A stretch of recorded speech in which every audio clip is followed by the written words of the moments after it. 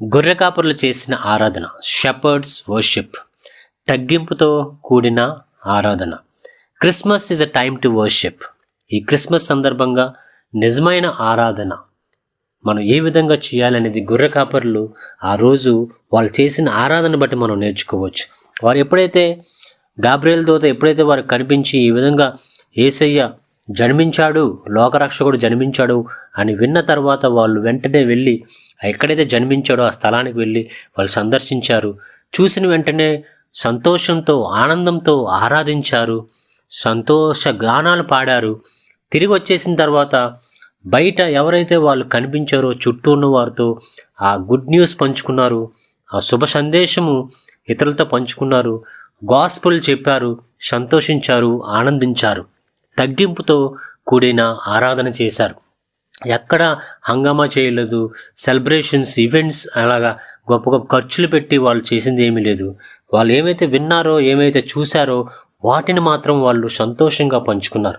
మనం కూడా ఈ క్రిస్మస్ సందర్భంగా దేవుడు మన పట్ల చేసిన ఆ త్యాగాన్ని, మన గురించి ఆయన పెట్టిన ప్రాణాన్ని, మన కోసం ఆయన జన్మించాడు, ఆయన మన పట్ల ఏ విధంగా ప్రేమ చూపిస్తూ ఉన్నాడో వాటిని మన ఫ్రెండ్స్తో, మన కుటుంబ సభ్యులతో, మన చుట్టూ ఉన్న వారితో పంచుకోవడానికి ప్రయత్నం చేద్దాం. Christmas is a time to worship. Christmas సందర్భంగా నిజమైన ఆరాధన, true worship at this Christmas season. జ్ఞానులు ఒకసారి మనం గుర్తు చేసుకుందాం. జ్ఞానులు చేసిన ఆరాధన. మత్తయి సువార్త 2వ అధ్యాయం 1వ వచనం ప్రకారము వైజ్ మ్యాన్ వర్షిప్. జ్ఞానులు ఆనందంతో, జాయ్ఫుల్గా, ఎంతో హ్యాపీనెస్తో వాళ్ళు దేవుణ్ణి ఆరాధించారు. బేబీ జీసస్ ఎప్పుడైతే పుట్టిన తర్వాత జ్ఞానులు ఎంతో దూరం ప్రయాణం చేసి వచ్చి వాళ్ళకున్న హోదాను పక్కన పెట్టేసి they offered best to Jesus, సాష్టాంగపడ్డారు. అక్కడ ఉన్నది బేబీ జీసస్ అయినప్పటికీ సాష్టాంగపడి వారి ఆరాధనని వాళ్ళు తెలియజేశారు. సో మనం కూడా ఈ క్రిస్మస్ సందర్భంగా మనము తోటివారిని కించపరచటము, తోటివారిని తగ్గించి చేసి మాట్లాడడం మనం చేస్తూ ఉంటాం. మన హోదా ఎక్కువైనట్టు ఇతరుల హోదా తక్కువగా ఉన్నట్టు మనం చూస్తాం. ఈ క్రిస్మస్ సందర్భంగా ఈ పాఠం మనం నేర్చుకుందాం. ఇతరులను మనం క్షమిందాం. ఇంతవరకు మనం ఎవరినైతే క్షమించలేకపోయామో, ఎవరిమైతే మనం అక్కస్ కలిగి ఉన్నామో, ఎవరి మీదైతే మనం కోపం కలిగి ఉన్నామో, ఎవరైతే మనం శత్రువులుగా భావిస్తున్నామో వాళ్ళందరినీ ఈ సందర్భంగా మనం క్షమించడానికి ప్రయత్నం చేద్దాం. అదేవిధంగా మన ఎనర్జీని మన బెస్ట్ ఏదైతే మనం ఆఫర్ చేయగలమో ఈ క్రిస్మస్ సందర్భంగా మనం చేద్దాం.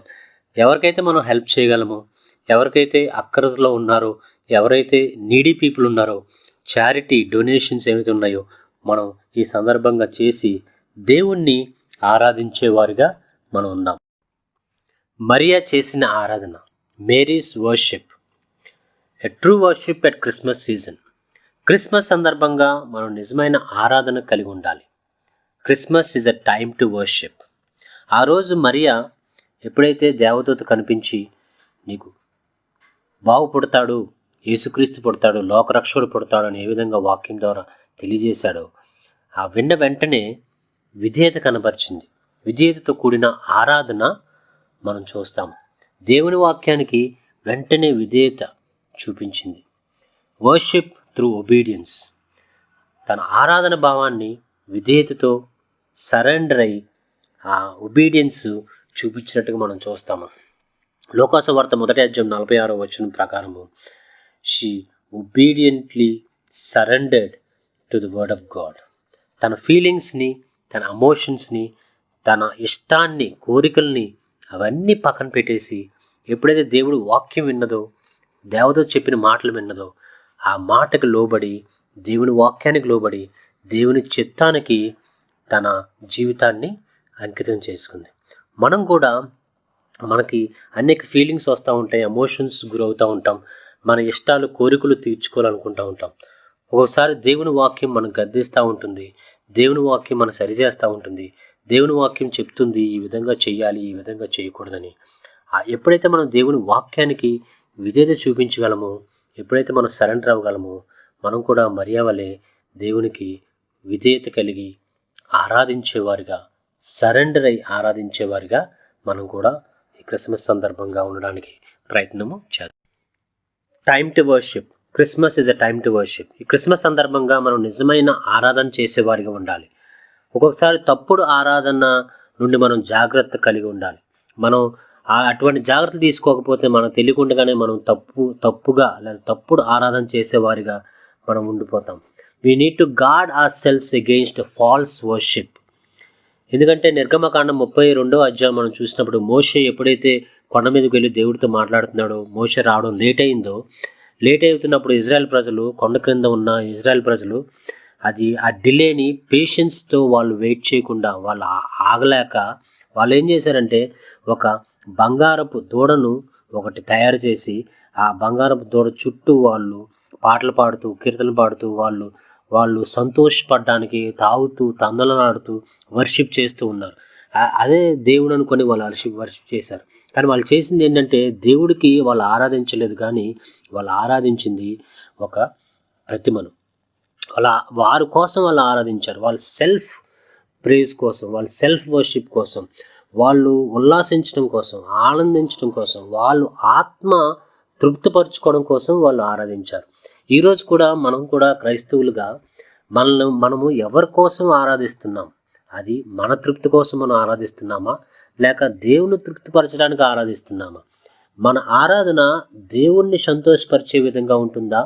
మన ఆరాధన, మన స్తుతి, మన పాటలు దేవుణ్ణి మహింపరిచే విధంగా ఉంటుందా, లేక కేవలము మన ఆత్మ తృప్తి కొరకు, కేవలము మనల్ని తృప్తి పరుచుకోవడం కొరకు, మనల్ని సాటిస్ఫై చేసుకోవడం కొరకు, కాసేపు మనం రిలాక్స్ అవ్వడం కోసము మనం చేస్తున్నామా అనేది మనం మర్చిపోకూడదు. అది మనం గుర్తుంచుకోవాలి.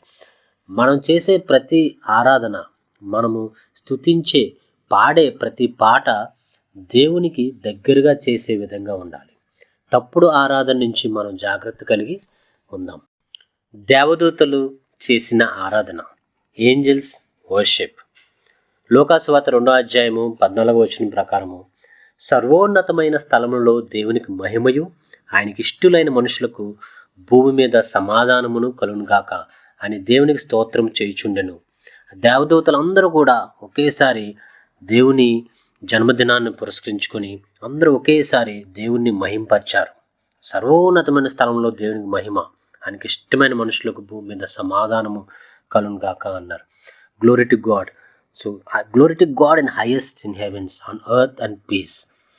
దేవదూతలు ఎప్పుడైతే దేవుని జన్మదినాన్ని పురస్కరించుకొని ఈ విధంగా ఆరాధించారో, వాళ్ళు ఆ వర్షిప్కి దేవుడికే చెయ్యాలి, దేవుణ్ణి మనం ఆరాధించాలి అని వాళ్ళు చేయడం జరిగింది. మనం కూడా దాన్ని ఒక పాఠంగా మనం నేర్చుకొని దేవుణ్ణి మహింపరిచేవారిగా ఈ క్రిస్మస్ సందర్భంగా, దేవుని జన్మదినాన్ని ఈ క్రిస్మస్ పురస్కరించుకొని మనము దేవుణ్ణి మహింపరిచేవారుగా, దేవుడికే సమస్తము మహిమ ఘనత చెల్లునుగాక. ఏ మానవుడికి మహిమ చెందడానికి వీల్లేదు, నాకు లేకపోతే మనకు ఎవరికి మహిమ చెందడానికి వీల్లేదు. కేవలము దేవునికి మాత్రమే ఆ మహిమ చెల్లునుగాక అని మనం ఆ మనస్సు కలిగి, మనం ఏదైతే మనం ఈ క్రిస్మస్ సందర్భంగా మనం చేయాలని ఉద్దేశిస్తున్నామో, అది ఏదైనా, ఏ కార్యక్రమం అయినా, ఏ డొనేషన్ అయినా, ఏదైనా ఎవరికైనా ఇన్విటేషన్ ఇచ్చి భోజనాలు పెట్టినా, ప్రోగ్రాం చేసినా, ఈవెంట్ చేసినా, ప్రతిదీ కూడా దేవుని మహిమార్థమై కేవలము దేవునికి ఘనత వచ్చేదిగా అయి ఉండాలి అని దేవుడు కోరుకుంటున్నాడు. దేవుని వాక్యం సెలవిస్తుంది, దేవునికి మాత్రమే మహిమ కలుగును గాక. God's only should be glorified. కొంతమందికి ఉదయాన్నే లేచిన వెంటనే బెడ్ కాఫీ తాగితే ఆ రోజంతా చాలా యాక్టివ్గా ఉన్నట్టు అనిపిస్తుంది. మరి కొంతమందికి టీ తాగితే చాలా రిలీఫ్ అనిపిస్తూ ఉంటుంది. కొంతమందికి అయితే ఈరోజు ట్రెండ్ ఏంటంటే హెడ్ ఫోన్స్ పెట్టుకొని సినిమా సాంగ్స్, ఆల్బమ్స్ వింటూ టైంపాస్ అవ్వడం, కొంచెం రిలాక్స్ అవ్వడం, హ్యాపీగా ఫీల్ అవ్వడం, కాసేపు ఆ విధంగా రిలీఫ్ తెచ్చుకోవడం మనం చూస్తున్నాం. అదేవిధంగా క్రైస్తవులు కూడా సాంగ్స్, క్రిస్టియన్ సాంగ్స్ లేదా క్రైస్తవ పాటలు పెట్టుకొని వాళ్ళు కూడా వింటూ రిలీఫ్ పడుతున్నట్టుగా, రిలాక్స్ అవుతున్నట్టుగా మనం చూస్తున్నాం. But worship to God is more than that. దేవుణ్ణి ఆరాధించటం అంతకంటే ఎక్కువ. మనం జస్ట్ సాంగ్స్, దేవుని పాటలు విని సంతోషించడంతో సరిపెడితే కాదు. అది మనం ఆరాధిస్తున్నాము, దేవుణ్ణి వర్షిప్ చేస్తున్నాము అనుకుంటే పొరపాటే. Because worship is more than that. ఆ పాటలు మనల్ని ఉల్లాసించడం మాత్రమే కాదు, మనల్ని సాటిస్ఫై చేయడం మాత్రమే కాదు. మనం పాడే పాటలు, దేవుని పాటలు, అవి దేవునికి దగ్గరగా తీసుకుని వెళ్ళేలా ఉండాలి. ఆ విధంగా తీసుకుని వెళ్తున్నాయా అని మనం చెక్ చేసుకోవాలి. మనం పాడే పాటలు దేవుని వాక్యానికి లోబడేదిగా ఉంటుందా లేదా, దేవుని వాక్యానికి మనం లోబడడానికి ఆ విధంగా ప్రేరేపిస్తుందా లేదా అని మనం చెక్ చేసుకోవాలి. అలా ఉందా లేదా చెక్ చేసుకోవాలి. అలాగే దేవుని చిత్తానికి మనం అవకాశం ఇవ్వడానికి మనకు చోటు ఇచ్చేదిగా ఉందా, మనం పాడే పాటలు కానీ, మనం వినే పాటలు కానీ, మనం రాసే పాటలు కానీ దేవుని చిత్తానికి లోబడే విధంగా ఉందా లేదా అనేది మనం చెక్ చేసుకోవాలి. అదేవిధంగా వర్షిప్ అనేది దేవుని గణపరిచేదిగా ఉండాలి, దేవుణ్ణి మహింపరిచేదిగా ఉండాలి. మనం పాడుతున్నప్పుడు మనం పాడే పాట దేవునిది గణపరుస్తుందా, మనం పాడే పాట దేవుని మహింపరుస్తుందా, అది దేవుడికి ఇష్టంగా ఉంటుందా, దేవుడు ఇష్టపడుతున్నాడా అని ఆ గ్రహింపు మనం కలిగి మన పాటలు పాడాలి. పాటలు మనల్ని తృప్తిపరచుకోవడం కోసం కాదు, పాటలు దేవుని తృప్తిపరచాలి. క్రిస్టియన్ సాంగ్స్ లేక కీర్తనలు, పాటలు యేసును ఆరాధించేలా నడిపించాలి. క్రీస్తు ప్రేమను మనకు గుర్తు చేసేదిగా ఉండాలి. మన పాటలు పాడినప్పుడు ఆ క్రీస్తు ప్రేమ మనకు గుర్తు చేయాలి. ఎప్పుడెప్పుడు గతంలో దేవుడు మనకి కృప చూపించాడో, ప్రేమను చూపించాడో, ఆయన చేసిన త్యాగము మనకు గుర్తు చేసే విధంగా ఉండాలి. మనల్ని ఎప్పుడు ఆ దేవుడు చేసిన త్యాగాన్ని మనకు గుర్తు పెట్టుకోమన్నాడు దేవుడు.